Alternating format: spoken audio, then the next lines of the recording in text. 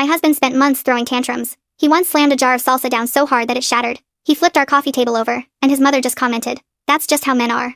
I responded with tantrums that were even bigger. I married Nathan after dating for 2 years, and everything was wonderful until we moved in together. We had a nice duplex with a large kitchen and a patio where I grew tomatoes and chili peppers. Nathan worked from home doing consulting, and I worked at a veterinary clinic downtown. We split expenses and took turns making dinner. Everything seemed fine until about 3 months after the wedding when I saw Nathan's true colors.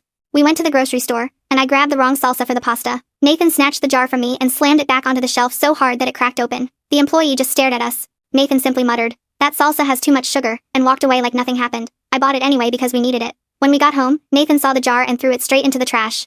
Then he made himself a sandwich and went into his office. From then on, the tantrums were daily. If I brought the wrong coffee, he poured the bottle down the sink while I watched. If I forgot to record a show for him, he unplugged the TV and carried it to the garage. If dinner wasn't ready when he wanted it, he took all the pots and pans out of the cabinet and stacked them on the counter. The worst day was when I arrived late because there was an emergency surgery at the clinic. Nathan threw all the pillows and blankets into the bathtub. He turned on the shower and told me, "If you can't arrive on time, you don't deserve to sleep comfortably."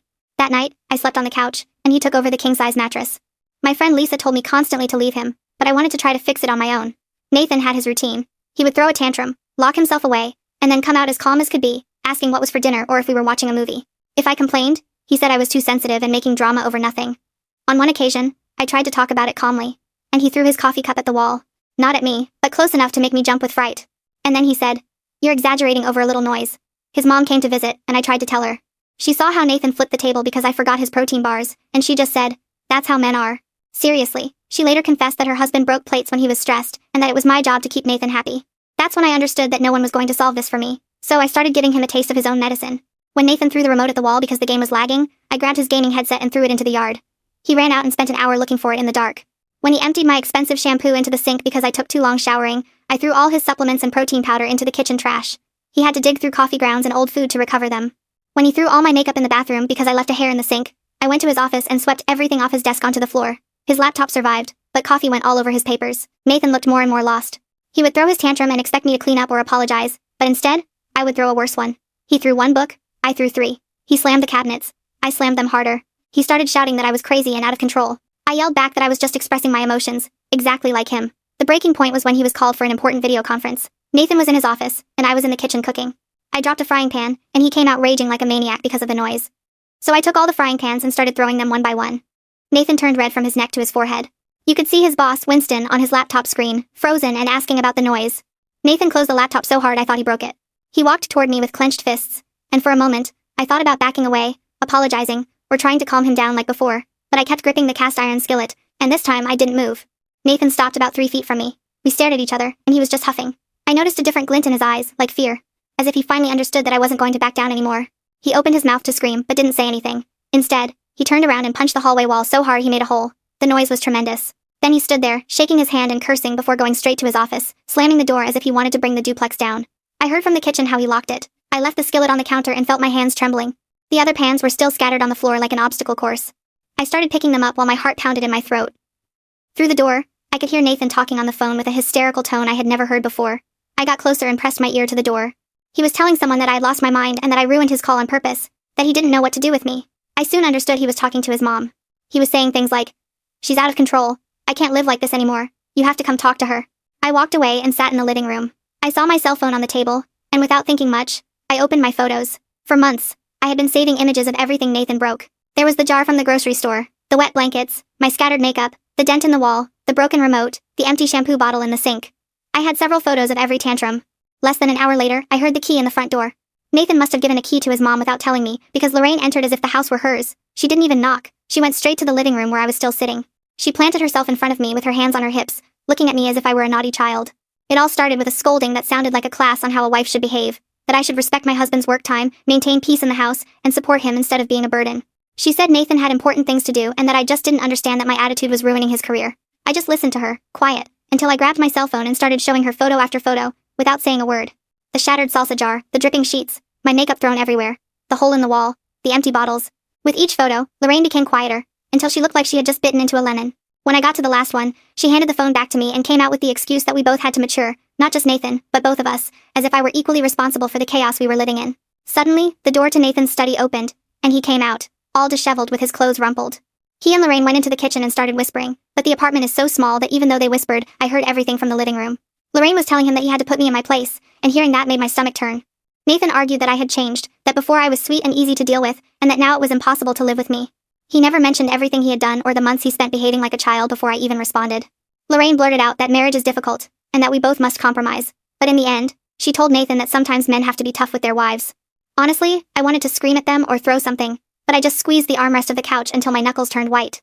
When Lorraine finally left, Nathan sat at the other end of the couch, and we stayed like that, in silence.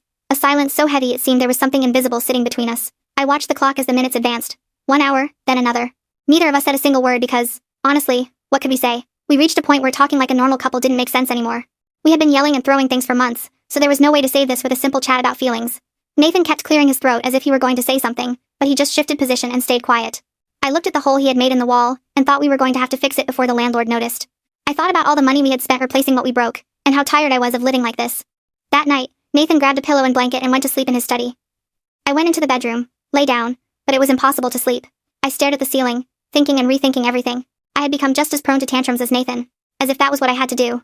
As if that was how I was defending my boundaries. But lying in the dark, I understood that I had only proven I could be just as destructive as him. We had turned the apartment into an authentic combat zone. Our home now seemed like a battlefield. Surely my tomatoes and peppers in the garden were already dead because, sincerely, I didn't even have the will to take care of them. Everything we had built together was falling apart, and I didn't know how to stop it. I thought that if I also made scenes, Nathan would realize how badly he was acting. But I only gave him another reason to say that I was the crazy one. Finally, around 3 a.m., sleep overcame me out of pure exhaustion. The next day, the smell of coffee woke me up. I went to the kitchen, and there was Nathan, standing next to the coffee maker with a totally fake smile. He asked me what I wanted for breakfast with a cheerful little voice that didn't fit at all after how we had ended things yesterday. I stared at him, trying to guess if he was serious. I told him we had to talk about what was happening to us. The fights, the things we broke. His mom entering the house without warning. Nathan's fake smile got even bigger, and he told me there was nothing to talk about if I stopped making drama, that if I calmed down and stopped inventing problems, everything could return to normal. I felt something break inside when he said that.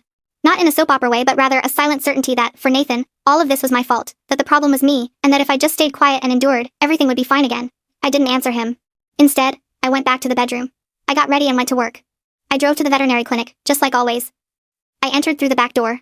My coworker Alyssa was in the kitchen making coffee and, as soon as she saw me, asked if everything was okay at home. I opened my mouth to give the usual answer. Everything's fine. But instead, my eyes filled with tears. Alyssa put down her cup, took me by the arm, and led me to the supply room. She closed the door, and there I really broke down crying. That ugly cry that doesn't let you breathe and turns your face red. I told her everything. The scandal with the salsa at the grocery store. Nathan throwing things and soaking the sheets in the bathtub. How I started becoming just as prone to tantrums. The pans, the punch in the wall, Nathan's mom interfering whenever she wanted. Alyssa stayed quiet, listening without interrupting.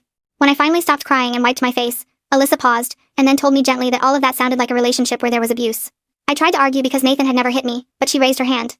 She explained that abuse isn't just physical. It also counts when a person destroys things, controls you, or creates fear in the house. She said that even though I was fighting back now, that wasn't better. That it could no longer be called a relationship, but mutual destruction. She asked me if I really wanted to live like that for the rest of my life. I stood there, surrounded by boxes and bags of kibble, and I realized that, honestly, I had no answer to that question. I spent the rest of my shift at the clinic on autopilot, doing everything almost without thinking, while I couldn't stop turning over what Alyssa had said about possible mutual destruction. While checking a beagle's ears for mites, I couldn't get the image of Nathan hitting the wall out of my mind. While vaccinating a kitten, I remembered the moment I threw the pans during his work call. Cleaning the exam rooms, I just thought about how we had ended up being people I didn't even recognize. When I finally drove back home that afternoon, I sat in the car for about 10 minutes, just looking at the duplex where we lived. Through the window, I could see the kitchen lights were on, and from there, I saw Nathan moving inside. Part of me wanted to start the car and leave, never to return, but I got out and walked toward the door because, truthfully, escaping wasn't going to fix anything either. When I opened the door, I froze in the entryway. The kitchen table was set with the good plates and the cloth napkins we only took out when guests came. There were candles lit in the center of the table, and on the counter, takeout containers from my favorite Thai restaurant were arranged. The smell of pad Thai and green curry filled the whole house. Nathan came out of the kitchen with a smile faker than anything, as if after everything that had happened, he could simply erase it with a dinner. He asked if I was hungry, and gestured to the table as if he had prepared something special. I just stood there, bag still in hand, watching this whole little show he had staged. It was so clear what he was trying to do. Surely his mom taught him that trick, seeing him grow up in a house where the dad broke things and arrived the next day with flowers. Pretending a grand gesture erases everything, wanting to cover up the problems with fancy food and candles instead of talking about what really matters. Without saying anything, I walked past him and went straight to the bedroom to take off my uniform, while Nathan stayed in the kitchen. When I came out, he was already sitting waiting for me at the table, with the same fake little smile. I sat opposite him, and he started serving me the pad Thai, arranging everything in such a meticulous way, but honestly, I felt absolutely nothing. It wasn't anger, nor hope, nor sadness, nothing, just a very weird emptiness, as if I were watching a stranger acting out the same story I already knew by heart. I dropped the fork. Didn't even taste a bite. and blurted out to Nathan that we needed to go to couples therapy. I told him our marriage was falling apart and if we wanted to save it, we needed professional help. Nathan let out a laugh, not malicious but mocking, as if I had said the dumbest thing in the world, saying that therapy was for people with serious problems, like addictions or infidelity, and that what we needed most was to stop making so much drama and return to normal. I asked him what he understood by normal, and he answered that it was me stopping my exaggerations when he got angry, and him not having to walk on eggshells in his own house. I reminded him that just the day before he had punched the wall, that wasn't just frustration, that was violence. Nathan rolled his eyes, as always, and said I made him look worse than he really was, that many men punch walls when they get mad and it doesn't mean anything. I stared at him across the table, with the candles there and the food getting cold between us, and I realized that he seriously believed all that. That in his head, breaking my things or putting all the bedding in the bathtub was something normal, and that I had to put up with it. That romantic scene wasn't even an apology. It was a pure attempt to buy my silence, to make me return to being the submissive wife who was easy to control. I stood up and made it clear to Nathan that I was serious, that I really wanted to go to therapy. He, with his usual stubbornness, said he wasn't going to spend money on a therapist who was just going to agree with me anyway. I went to the bedroom and closed the door, leaving him alone with his Thai food. The next day, I woke up hearing Nathan's voice coming through the wall. He was in his office talking so loudly that I heard everything he said. I got up and pressed my ear to the wall, listening to how he explained to his boss about some construction work that had supposedly made a lot of noise the previous day. He apologized for what happened in the virtual meeting, and promised it wouldn't happen again. There was a very long silence. Surely the boss was answering him. Then Nathan started to sound much more tense. He said the construction was unexpected, and that he had already filed a complaint with the building management. Another silence. Nathan said he understood the client had been present, and that he assumed full blame for not having warned him about the noise. His voice sounded tight, and I knew perfectly well that his boss wasn't believing the construction story. He spent another hour glued to the phone, wanting to fix the disaster. While I got ready for work, I heard him calling a guy named Winston, explaining for 20 minutes how he had the home office set up, assuring him his work wouldn't be affected. Then he called a colleague, asking for help with the client from the interrupted meeting. With every call, you could hear the desperation, and I realized that his job was truly at risk because of the pans. I felt a tiny bit of guilt, but at the same time, I thought about how many times Nathan had made me late or ruined my day with one of his tantrums, and he never cared about the consequences for me. I was making coffee when there was a knock at the door. I opened it, and there was our landlord, who had a very unfriendly look on his face. He told me he had received complaints from 2 neighbors about noises and shouting coming from our duplex. He asked if he could come in to check. I let him in because I had no idea what else to answer. The landlord crossed the living room and immediately saw the hole in the hallway wall, the one Nathan had made. He stood looking at it for a good while. Then he went to the kitchen and noticed that a cabinet door was crooked, right where the hinge had broken in a fight. He opened it, and the door literally fell into his hands. The landlord just left the broken door on the counter and stared at me very seriously. He asked me bluntly if he should be worried about his property. And I just opened my mouth, but no words came out. At that instant, Nathan came out of his office, and the landlord's face transformed. He asked Nathan directly what was up with all the damage and the noise complaints. Nathan immediately switched to being charming and smiling, which at that moment only made me want to run away. He smiled at the landlord and assured him everything was under control, that we had just had some minor accidents, and that he planned to fix it all himself over the weekend. He put his hand on my shoulder as if we were the perfect couple, and I had to make an effort not to shrug it off. The landlord looked at Nathan's hand on my shoulder, and then looked back at me. He asked me directly, "Do you feel safe here?" I froze. I felt Nathan tighten his hand on my shoulder. The landlord stared at me, waiting for my answer, and honestly, I didn't know what to say. If I said no, what could happen? Would he call the police? Would Nathan explode? But if I said yes, was I lying? Did I really feel safe here? In the end, I only managed to whisper that I was fine, so quietly that even I didn't believe it. The landlord didn't look convinced, but he didn't have a way to force me to say anything else either. Nathan accompanied him very politely to the door, promising again that he was going to fix everything, and that the noise would no longer be a problem. The landlord handed him a notice for the noise complaints and damage and said that if anything else happened, he would start the eviction process. Nathan took the paper and kept his smile until the landlord left. As soon as the door closed, the fake smile disappeared immediately. Nathan turned toward me and started screaming that I had humiliated him, and that now we looked like a toxic couple who doesn't know how to fix their problems. He said surely the landlord thought he was a wife-beater because of the way I reacted. I replied that regardless, just yesterday he punched the wall, and the landlord could see the marks. Nathan answered that was different because, according to him, I had provoked him by throwing the pans when he was in a meeting. He told me that if I hadn't started it, none of this would have happened. I reminded him that he had been breaking things and making drama for months, long before I defended myself. He told me that I twisted everything to make him look like the bad guy, when in reality he was just reacting to my attitude. We continued arguing, shouting in the hallway until I got fed up and went to the guest room, slamming the door. That night I got ready to sleep there.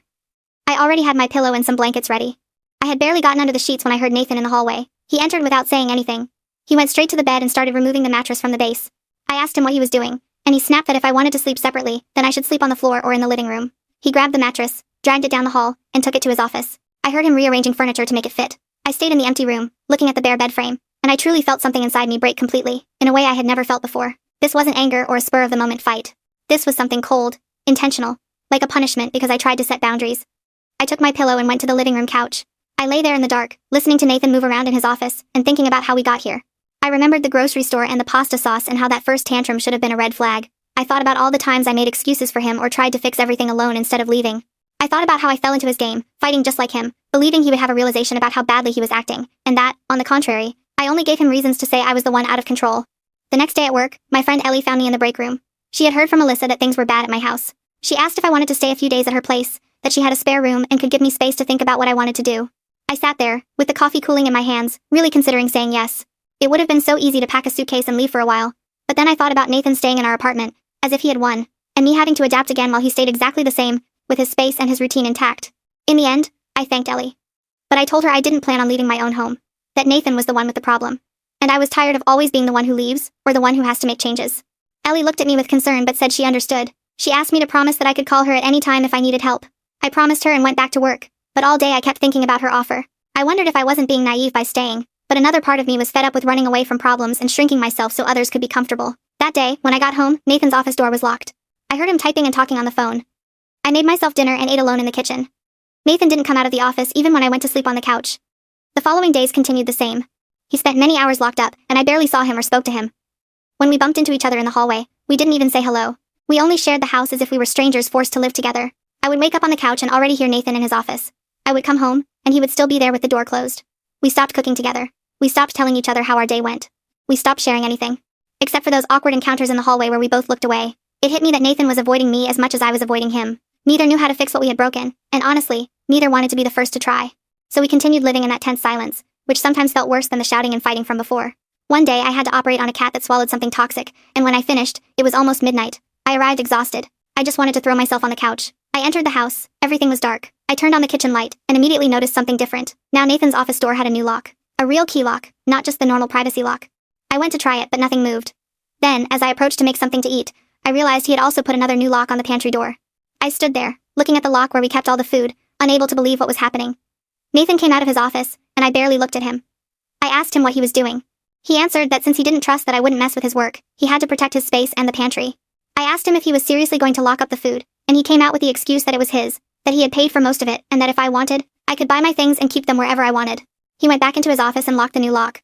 I stayed in the kitchen for a good while, staring at the locked pantry door, feeling a knot in my stomach because with so much work at the clinic I hadn't even eaten, and now I couldn't even grab something to eat. I went to the garage, grabbed my toolbox from the shelf, and went straight to his office door. I unscrewed the modem, disconnected the router, and coiled the cables. I made sure everything was secure and took both devices to my car. Nathan didn't come out for a second. His door remained locked while I put the modem and router in the trunk and put the keys in my pants. About 20 minutes later, he came out furious, shouting that the internet wasn't working. I was very calm on the couch looking at my phone and answered that the internet was fine. I just put it in a safe place. He started demanding I tell him where it was, and I replied that I would return it when he opened the pantry. He turned red, paced from one side of the living room to the other, and even turned on his phone's hotspot to connect his laptop before locking himself in his office again. I ordered a pizza from my phone because I couldn't get anything to eat anyway. The next day, when I left for work, Nathan was already locked in his office. I managed to hear him on a video call, talking about quarterly results. And in the afternoon, when I returned, he was still there, but came out often to check his phone. He would look at the screen, say something quietly, and go back in, like 3 times before dinner, until around 8 o'clock, he appeared, knocking on the wall to get my attention. I looked up from my phone, and he asked me where the router was. I reminded him about the padlocked pantry, and he said it wasn't the same because the food was his, but I answered that then the internet was mine because I pay half the bill. He went back to his office and slammed the door. The next day, when I arrived, there was a package in the entryway. Nathan was surely waiting for it because as soon as he saw me, he grabbed it quickly and went to his office. I heard him open the box with desperation. An hour later, I tried to connect, and the usual Wi-Fi didn't appear anymore. Now a new network appeared that said Nathan's network and had a password. I tried all the obvious ones, but nothing worked. Later at work, I was in the break room watching videos on my phone when Alyssa came in to make coffee. She noticed I was using my data and not the clinic Wi-Fi, so she asked, and I told her all about the separate networks at home. Alyssa stared at me. She poured her coffee very carefully and sat in front of me. She told me quietly, almost whispering, that this wasn't normal, that I was smart and strong and didn't have to put up with this. I told her yes, I knew, but I wasn't going to let Nathan control me anymore. Alyssa took my hand and told me that getting into his games didn't make me strong, it was only hurting me. I pulled my hand away and said I had to get back to work. I avoided her the rest of the day, because I didn't want to listen to her, even though deep down I knew she was right. Afterward, Nathan started falling behind on his work deliverables.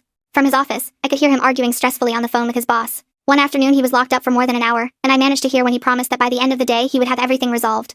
That night the office door flew open, and Nathan came out, fuming. He said Winston had called him to have a serious talk about his performance, warning they were going to put him on an improvement plan if he continued like this.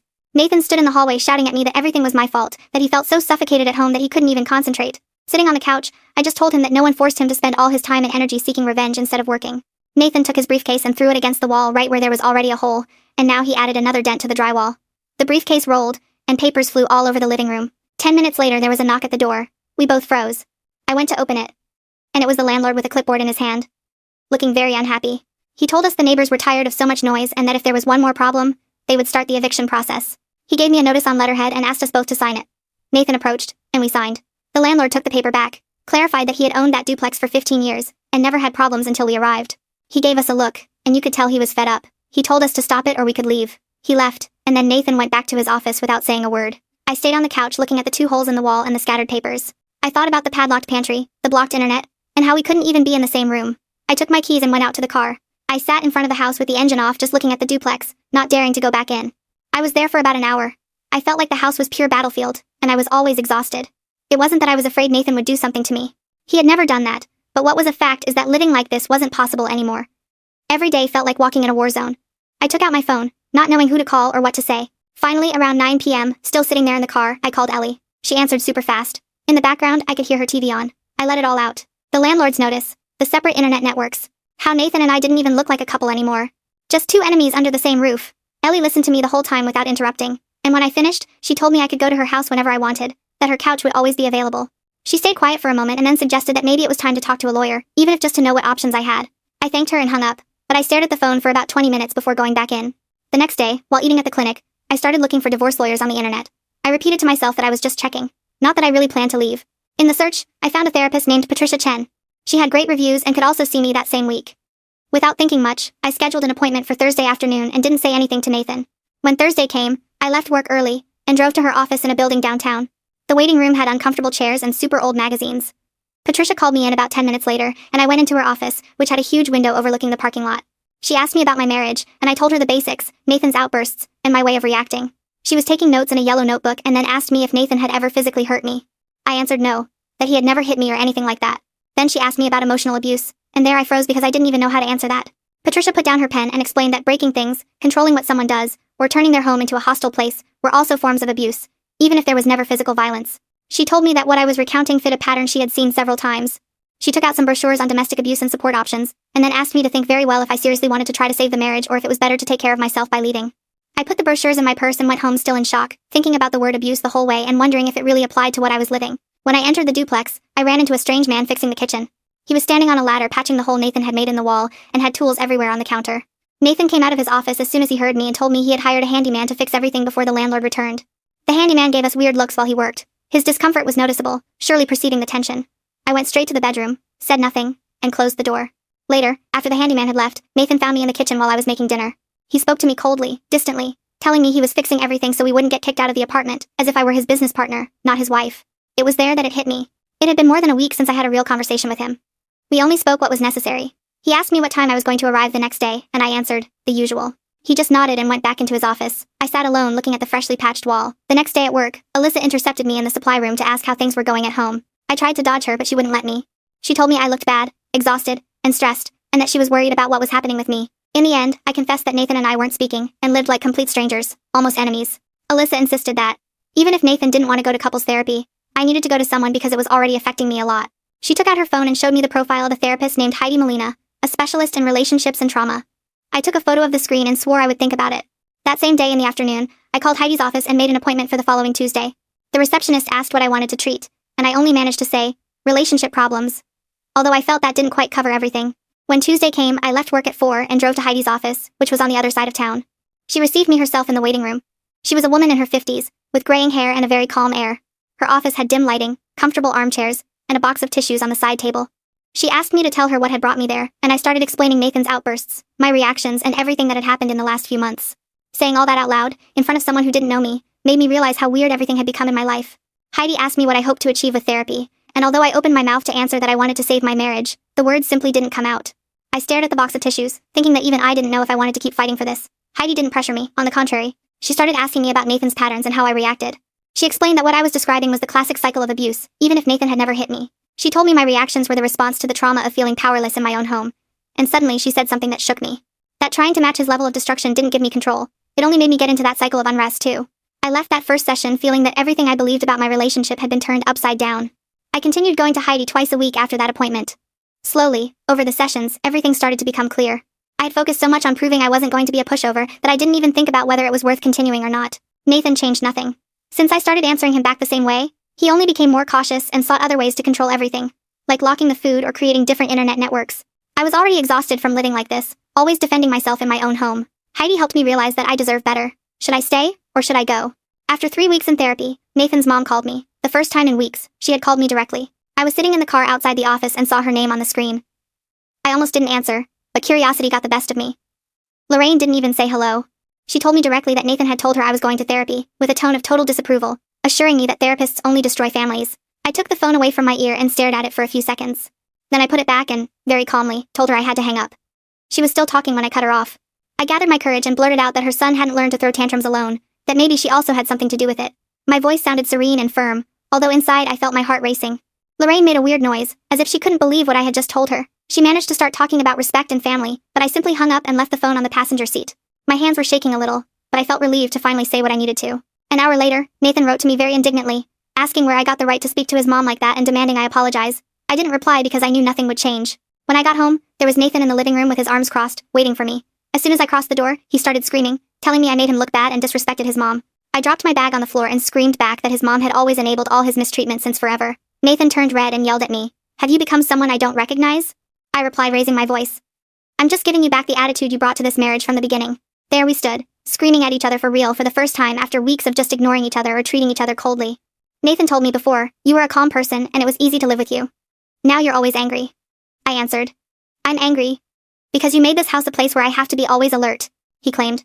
Everything was going fine until you started acting crazy. I snapped back. It was never fine. I was just scared to defend myself. Suddenly, Nathan interrupted himself. It seemed like the wind had been knocked out of him. He walked toward the wall and let himself slide to the floor, hugging his knees. He covered his head with his hands and murmured, I don't understand how we got here. He sounded tired, more than angry. I don't know how to fix this, he said, and I felt it was the most honest thing I had heard from him in a long time. I stood there watching him, and I realized that I couldn't take it anymore either. All the rage vanished, and the only thing I felt was a tremendous emptiness and a lot of sadness. I walked over and sat in front of him, leaning against the other wall. We stayed looking at each other without saying a word. The house was silent, only the hum of the fridge could be heard from the kitchen. I said, I don't know if this marriage can be fixed. He looked up with teary eyes. I continued, but I do know we can't go on like this. We are destroying each other. Nathan nodded slowly and wiped his face with his sleeve. Then he started talking, almost in whispers, about his dad, that he watched him throw things and scream at his mom. He recounted, my dad smashed plates every time he got upset, and my mom just cleaned up and carried on like nothing happened. He said he grew up believing that was normal, that that's how men were. He lowered his gaze and admitted, I have anger problems. He told me, I don't want to be like my dad, but I don't know how to be different because that's how I learned things were resolved. His voice broke a little when he confessed he was afraid of having turned into exactly what he didn't want. I sat there, trying to digest everything he had said, thinking about all the therapy with Heidi. I told him, I'll consider trying couples therapy if you really want to change. I clarified, I want actions, not words, because anyone can talk. Nathan looked up and asked, do you think therapy can really help us? I replied, I don't know, but I do know that alone we aren't going to make it. He nodded and said he would look for someone and make an appointment. For the first time in weeks, I felt a small hope that maybe we could move forward. Nathan took out his phone right there and started looking for therapists. He read some reviews out loud and finally found a specialist in couples and anger management with good comments. He called and left a message asking for an appointment as soon as possible. 3 days later, the therapist called him to say she had an opening that Thursday. Nathan booked the appointment and told me when I got home from work. The day came, and we got ready almost without speaking to each other. We went in separate cars because I wanted to be able to leave alone if I needed to. The waiting room had beige walls, comfortable armchairs, and several magazines on a table. Nathan and I sat together, each minding our own business, looking at our phones or a spot on the wall, tense. A woman came out and called us. She introduced herself as the therapist and led us to her office. The first session was intense because we both let everything out. I told about Nathan's tantrums, how he broke things, how I felt unsafe in my own home. Nathan talked about how he felt I had changed, that I became hostile, and that nothing he did was enough. The therapist listened without interrupting, and in the end, far from taking sides, she made us see that we were in a cycle where everything was revenge and response. She warned us, if you don't break this pattern, it will end up destroying you. She explained that one reacted badly and the other made it worse, and so on in a circle. We remained silent, assimilating it. She gave us homework to practice respectful communication, the most basic stuff. You cannot act destructively toward each other or against things in the house this week. We both agreed to try. I noticed Nathan's skepticism. He didn't believe much in just talking, but he said, I'll do it. That first week was extremely difficult because we were already programmed to react with hostility automatically, and we wanted to fight all the time. One morning, Nathan was going to slam the door, but he stopped and closed it slowly, breathing deeply. I was about to throw a sarcastic comment at him when I saw him leave dishes in the sink, but I stopped myself and decided to say nothing. We were both trying, but honestly, it felt weird and forced. It cost us a lot of work. as if we were speaking a new language. Nathan asked me for the salt at dinner, with a voice so exaggeratedly polite that it even sounded fake. I gave it to him, and when he passed me the pepper, I said thanks. Although, honestly, neither of us had said please or thank you in months. Several times we were about to fall back into the old ways, but we managed to stop in time. The second week with the tasks the therapist left us was less heavy than the previous one. One Tuesday, Nathan woke up early, and when I got to the kitchen, he was already ready to go to work. Without me asking for anything, he prepared coffee for both of us. My cup was on the counter, still steaming, and he just pointed to it as soon as he saw me enter. I took a sip and, truthfully, it was perfect. Just how I like it, with enough cream. We didn't talk much, but we were there, sitting together at the kitchen table for about 10 minutes, until he went to his office. That small gesture felt strange, considering everything we had been through. A few days later, returning from the clinic, I passed by his favorite Thai restaurant and bought him a pad, see ew, without telling him. I simply left it on his desk while he was on a call. He shot me a look of surprise and just told me thanks with a sign. Those little moments where we tried to treat each other well felt so delicate, as if any mistake could crumble it all. We were walking on eggshells in the house, being so kind that it even seemed acted, but at the same time, we knew it was necessary. Nathan would ask me if I needed anything from the store before going out, and I would let him know if I was going to be late so he wouldn't worry. We were trying to build something new, but it was so fragile that neither of us trusted it completely. One afternoon, Nathan arrived happy from work, something that hadn't happened in months. I was folding laundry in the living room, and he told me that that very day, his boss had called him privately because he had noticed his work had improved a lot and that he seemed different. Winston told me that whatever personal stuff I was dealing with seemed to be looking up. I noticed he did feel proud to tell me that. He said he was now delivering everything on time, and his client presentations were back to how they were before. You could tell it mattered to him a lot to regain a good reputation at work. It hurt him to imagine Winston losing confidence in him. He sat next to the laundry basket and truly smiled. He said, "I feel like I'm getting my life together again, and it's because we're both putting in the effort." I answered that I was glad his boss was noticing the change. Because it was true. Seeing him take interest in things other than our fights reminded me of the man I married before everything got complicated. The following week, while we were eating dinner, Nathan's phone rang, and I saw it was his mom. A knot formed in my stomach because when Lorraine called, it was almost certain some trouble was coming. Nathan saw the phone, looked at me, and answered. I swore he was going to go to the office as usual, but he stayed there at the table. Lorraine sounded loud and put him on speaker, and Nathan breathed deeply before telling her he wanted to talk about something important. He explained that we were working on the marriage, going to therapy, and getting somewhere. Lorraine started interrupting him, asking what kind of therapy and saying counselors only caused more problems. And Nathan, something I had never heard him do, stopped her in her tracks and told her, I need you to support this or just stay out of it completely. Lorraine raised her tone and started listing everything that, according to her, I did wrong. Nathan was clear. I'm not going to talk about that, and I ask you to respect my decision. On the other end, there was silence, and finally, she just said a cold, fine, and hung up. Nathan left the phone face down on the table and continued eating as if nothing happened. I couldn't believe it because he had never stood up to his mom like that for my sake. He didn't say anything or turn around, but to me, it was evident it cost him a ton to do it. 2 weeks later, I asked Nathan to pick up my medicine at the pharmacy when he came back from the coffee shop. He told me yes, and I didn't remind him again. When he arrived that afternoon, he had the coffee, but the medicine, nothing. I immediately felt the anger rising and asked him where he had left it. Nathan looked confused and told me that, honestly, he had forgotten, but he could go out to look for it. Inside, I immediately thought he had done it on purpose to annoy me. I snapped. Surely you forgot on purpose because you always do the same when I ask you for something. His face changed, and he assured me this time it had really been unintentional, that he was very sorry. I didn't believe him at all. I was ready to fight. Then Nathan said, what if we call the therapist? This is exactly what she warned us would happen. I didn't want to contact her because I was furious, but Nathan took out his phone and wrote to her to see if she could give us an urgent session. Not even an hour passed, and we already had an appointment for the next morning. That night we hardly spoke, and I slept terribly, firmly believing Nathan had played forgetful just to make me angry. Already in the session, I told her everything, and the therapist asked me why I immediately thought he had done it on purpose. I answered, because that's what he did before. She made me see that Nathan had been complying with everything else for weeks, and that one failure didn't mean he had returned to his old ways. She asked him directly if he had seriously forgotten on purpose, and he said, no, I was thinking about something from work, and it slipped my mind. She explained to us that rebuilding trust also meant giving us the chance to fail without thinking the worst right away. She told us, you continue on the defensive, looking for any excuse to get angry, and Nathan continues afraid of how you're going to react. We talked about all that for the full hour, and in the end, I felt bad for making such a fuss over the medicine. 3 months after starting therapy, we already had more good days than bad. Yes, suddenly we relapsed into the old stuff, but now we realized it in the moment. Nathan was learning to say he was frustrated instead of throwing things. One day he got mad because I finished the coffee creamer, and instead of throwing or breaking something, he just told me, I'm annoyed, and went straight to get another one. I was also learning to set boundaries without taking it out on his things. When Nathan left wet towels lying around, now I did tell him it bothered me instead of throwing everything in the trash. We were both putting in more effort, but honestly, it still felt like work. Our therapist always reminded us that changes don't happen overnight and that we couldn't expect to get rid of months of bad habits in the blink of an eye. Nathan already knew how to express what he felt, and I had stopped reacting by holding grudges. Sometimes we still argued, but we didn't end up breaking things anymore. In fact, we did talk about what was happening, although at first, it felt weird and even slow, but it worked. I realized I wasn't anxious all the time anymore, waiting for Nathan to explode, and he noticed I wasn't looking for fights. We were building something that, although different from before, felt more solid. It was almost time to renew the lease, and we didn't even know if the landlord was going to want to let us stay. He had already given us a written warning for the damages and noise complaints from neighbors. Nathan called him to ask about renewal, and the next day, the landlord went to inspect the duplex. He went through the rooms, checked the walls, the floors, and the cupboards. Nathan had already patched the holes and changed the hinges on the damaged furniture. Everything looked good and even clean.